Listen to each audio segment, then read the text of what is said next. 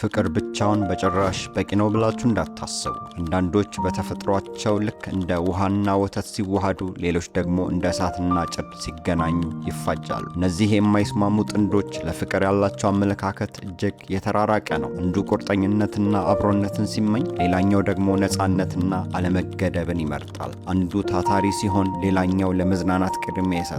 እነዚህ ልዩነቶች ብዙውን ጊዜ ወደ ልብ ስብራትና ጭንቀት ይመራሉ። ከዚህ በታች በኮከብ ምልክታቸው ፈጽመው የማይስማሙ የፍቅር ጥንዶችን እንመለከታለን። ለመስማማት ከሚቸገሩ ጥንዶች መካከል በአንደኛነት የያዝነው ሳጁታሪየስ እና ካንሰር ናቸው። ወንዱ ሳጁታሪየስ ሁልጊዜ አዳዲስ ነገሮችን የሚፈልግ ጀብደኛና ከለመደው ወጣ ማለት የሚወድ ነው። በግንኙነት ውስጥ ቢሆንም እንኳን ነፃነቱ እንዲጠበቅለት ይፈልጋል። በአንጻሩ ሴቷ ካንሰር የቤት ሰው ናት። ምቾት የሚሰጧት ቦታዎችና ለረጅም ጊዜ የምታውቃቸው ሰዎች ደስታን ይሰጧታል። በፍቅር ግንኙነታቸው ውስጥ ግልጽ የሆኑ ደንቦች እንዲኖሩ ትፈልጋለች። እዚህ ጋር ግጭቱ ይጀምራል። ወንዱ ሳጁታሪየስ በሴቷ ካንሰር ደንቦች ታፍኖ መሰልቸት ሲጀምር፣ እሷ ደግሞ እሱን መከተል ይደክማታል። እሱ ምንም አይነት የፍቅር ስሜትና ርህራሄ እንደሌለው ሆኖም ይሰማታል። እንዲህ አይነት የተራራቀ አመለካከት ሲኖር ግንኙነቱ አለመጀመሩ ይመረጣል። በሁለተኛነት አኳሪየስና ታውረስ። ሴቷ አኳሪየስ ነገሮችን ቀለል አድርጋ የምታይና እንደ ሁኔታው የምትለወጥ ናት። ወንዱ ታውረስ ግን ነገሮችን፣ ሰዎችንና ሁኔታዎችን አጥብቆ መያዝን ይመርጣል።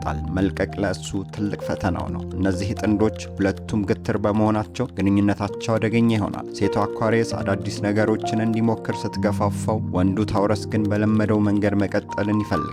ሴቷ በዕለት ተዕለት ልማዶቻቸው ትሰለቻለች።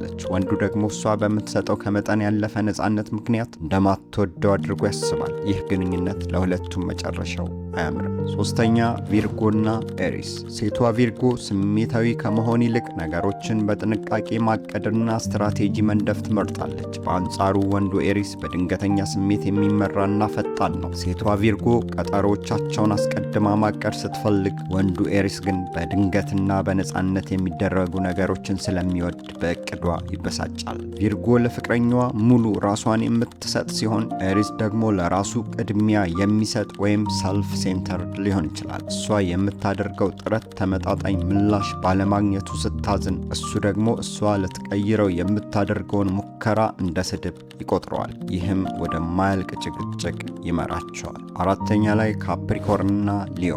ይህ ግንኙነት የበረዶ ተራራና እሳት እንደማለት ነው። ወንዱ ካፕሪኮርን ምኞቱና ህልሙ በሙሉ ስራውና ስኬቱ ላይ ነው። ስሜቱን ደብቆ ለውጤት የሚኖር ቁጥብ ሰው። ሴቷ ሊዮ ደግሞ የትኩረት ማዕከል መሆን የምትወድ፣ በደስታና በጭብጨባ የምትኖር ንግሥት ናት። በሕይወታቸው ቅድሚያ የሚሰጧቸው ነገሮች በፍጹም አይጣጣሙ። ካፕሪኮርን የሊዮን ድራማዊ ባህሪ እንደ ብክነትና እንደ ስንፍና ሲያየው፣ እሷ ደግሞ እሱን እንደ በረዶ የቀዘቀዘና ስሜት የሌለው ድንጋይ ትቆጥረዋለች። ምንም እንኳን በመካከላቸው ጠንካራ የስጋዊ ፍላጎት መስህብ ቢኖርም፣ የህይወት ፍልስፍናቸው ስለማይገጣጠም ግንኙነቱ የቆመበት መሬት ሁልጊዜም ይንቀጠቀጣል። አምስተኛ ላይ ሊብራና ስኮርፒዮ። ሴቷ ሊብራ የሰላምና የውበት ተምሳሌት ናት። የሁሉንም ሰው ቀልብ መሳብና ሁሉንም ማስደሰት፣ በሁሉም መወደድ ትፈልጋለች። ይህ የሊብራ ተግባቢነትና ከሰዎች ጋር ያላት የቀረበ ግንኙነት በስኮርፒዮ ውስጥ የቅናት እሳትን ያቀጣጥላል። በአንጻሩ ወንዱ ስኮርፒዮ አወዛጋቢና ሚስጥራዊ ነገሮችን ማውራት ይወዳል።